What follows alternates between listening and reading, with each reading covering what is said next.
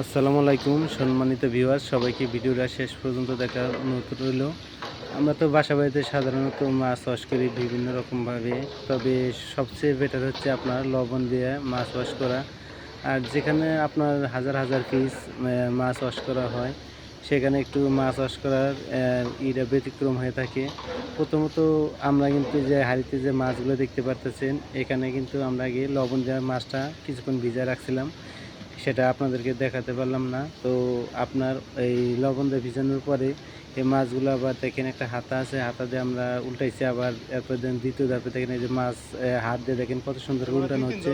এভাবে আপনি যদি হাত দিয়ে মাছ উল্টে আপনার করেন, তাহলে নিচে যে মাছগুলো সেগুলো কিন্তু উপরে চলে আসবে। আর এই মাছগুলো কিন্তু এটা দিয়ে তৃতীয়বার ওয়াশ করা হইতেছে। আর ওয়াশ শেষে মাছের কালারিংটা দেখেন কত সুন্দর কালার, একদম আয়নার মতো ঝকঝক করতেছে, অর্থাৎ একদম পরিষ্কার। তো এই মাছগুলোর কিন্তু পুরো ওয়াশিংয়ের ভিডিওটা আমি আপনাদেরকে দেখাতে পারিনি, কেটে কেটে দেখানো হয়েছে। কারণ মাছ চাষের কয়েকটা ধাপ আছে, আমরা খুবই সুন্দর পদ্ধতিতে মাছ চাষ করে থাকি। আপনারা চাইলেও হাজার হাজার পিস মাছ, যেখানে অনেকগুলো মাছ আছে সেখানে এভাবে দেখেন মাছ চাষ করতে পারেন।